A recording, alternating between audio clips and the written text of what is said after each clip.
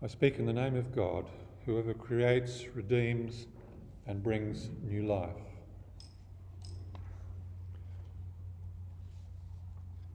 I hope that what I'm saying is a reflection for us rather than a sermon as such, although I suspect it may be a bit of both. We didn't sing the last of the verses in this hymn we just sang because it speaks of were we there when he rose up from the grave. And we, of course, come to this very tragic and moving story knowing that. So it is also for us a story of great hope that moves us into the life of God. But I wonder, do we get the sense of the drama of it entirely, although the reading does help there. But just to give you a sense of the context in which this was all happening, I heard only recently that when this says that Judas brought a detachment of soldiers together with police and chief priests and Pharisees carrying lanterns and so on to the garden where Jesus was, it's possible there were 600 people there in that contingent. So think of Myanmar, think of Belarus, think of places of our own experience, and even here in Australia.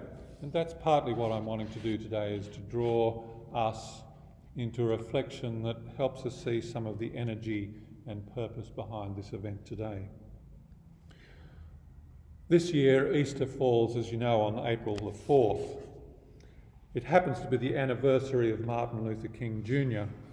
That early spring evening in 1968 was then 10 days before the Feast of Resurrection. I mention this anniversary primarily because there are parallels between King's ministry and death and that of Jesus, though overwhelmingly it was Jesus that inspired and enabled King to do what he did, to be that prophetic voice and to take the action that he did. For King, the cross represented the depth of God's love for suffering humanity and was an answer to the deadly cycle of violence and hatred. The most astounding fact about Christ's crucifixion, he said, is that it is the supreme revelation of God's love. And he said that in a sermon entitled Finding God. But this anniversary of King's death is also salutary for us also here in Australia, where matters of just relationships loom large. These matters ought to be front and centre of our thinking as we come to this Good Friday. And First Australians are also surely in the forefront of that sense of marching for justice. My fear is that mentioning Martin Luther King is that we think more about Black Lives Mattering in America and we use their words rather than, and therefore deflecting it away from our own responsibilities and the own issues of institutional racism and prejudice about it around us. But the life of Martin Luther King and Black Lives Matter today clarifies our own failings in Australia in relation to First Australians. And I'm talking about this on Good Friday because I think this is, for many ways, the heart of what we're having to deal with, and maybe heightens for us, I hope, the sense of what happened on the first Good Fridays. Too often, I suspect, Easter becomes a time of beautiful reflective liturgies, but do we encounter the crucified one and the sheer weight of our call to take up our cross and to live lives of love and grace? So this is an anniversary of seeking justice and standing against racism. I want to quote two Anglican writers. The first is a Trolulaway man from Tasmania, the Reverend Dr. Gary Warita Deverell. He's an Anglican priest currently in Melbourne. But when he comments about the grace of God, he wants nothing to do at all with the depiction of some ghostly, disembodied, bloodless transaction that happens on a cross. Instead, he wants to remind us that this entails bodies and hearts and communities. It's not just about a distant doctrine, it's about human beings, this event. And he rightly understands that in the New Testament, grace names transformation of human beings. It entails relationships, humans, God, human with other humans. God takes the initiative, he says, in the costliest mode imaginable, a kenosis, a self-emptying that leads to torture and crucifixion at the hands of the colonial powers of his day. So for Gary, love in the light of this crucifixion has to have a very real content. It's not the love of some disembodied doctrine, as I said, nor is it the love of a Hollywood movie. The love the cross calls us to is graceful living and reconciliation. It's a love that is willing to die, speaking against misconceptions, against half-truths and lies, willingly dying by standing up to injustice and calling out racism or sexism or what other ism needs a voice spoken against, to speak against. For First Peoples, he says, the call to love takes a particular shape, and for him, he wants to take us back to the story of the Canaanite woman. You remember the Canaanite woman who came to Jesus to heal her ill daughter, and Jesus seemed to balk and not want to do it, and she said, even the dogs under the table can eat the crumbs.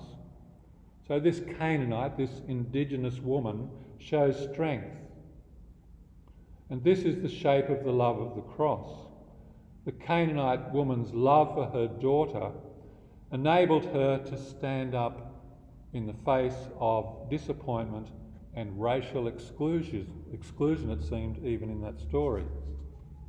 The woman loved her daughter so much she is willing to risk the ire of her betters, Jesus no less, because she has this unshakable belief that the love of God is actually more generous than racism, and so she even challenges Jesus. So let's go back to Jesus' point of view here. This is the one who goes to be crucified. But in this story, again, he doesn't pull rank. He doesn't belittle or dismiss her. He doesn't try to defend himself or make excuses or give some kind of false apology if I offended you. But he listens and he hears, and his empathy allows him to stand in this Indigenous woman's shoes and to walk with her experience of degradation, brokenness, and the longing for her daughter. Consequently, it seems Jesus learns from her, and in all humility he says, "You have great faith, your request is granted." This is the grace and humility of the crucified one. Finally, back to Martin Luther King for my final thought.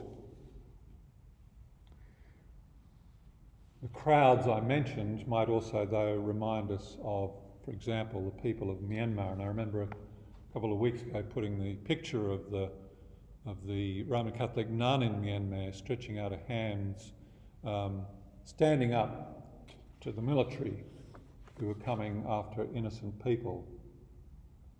This is why King, or we might say this Myanmar religious nun, and probably many others around the world, walk in the shoes of Jesus. But the Martin Luther King story tells us something about why did Jesus have to die? Why did Jesus have to die, we say? The scripture says he had to die. Well, we could say simply that the love of God compelled him. It compelled King. It compelled the woman who stood up to the soldiers in Myanmar. It compelled Jesus. The only answer must be the unstoppable divine love, willingness to learn, willingness to journey with us, willingness to walk in our shoes and to die calling out for justice for all.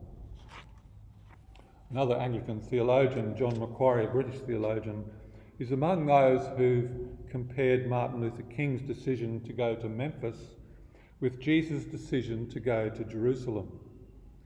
His analogy is a telling one, and I think it highlights to me the voluntary element of Jesus' death. He didn't actually have to do it, which seems contradictory to what it says when we say he had to die. But Jesus had a choice, and he chose the way of absolute love in order to free the hostages with a way of being that opened the door to a different way of being. So why did Jesus have to die?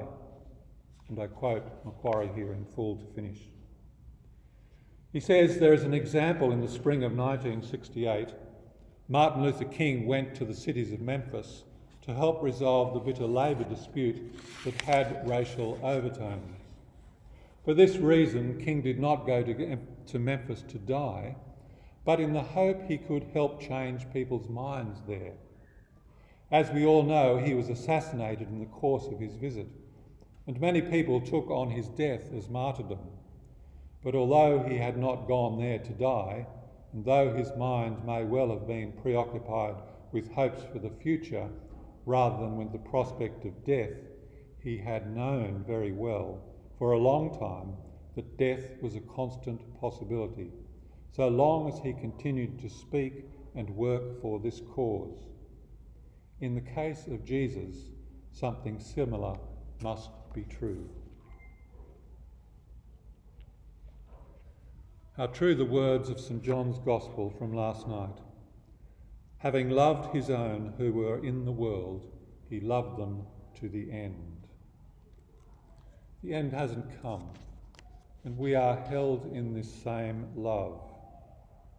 We too are invited to risk loving God, and to be the women and men who share his life in this world.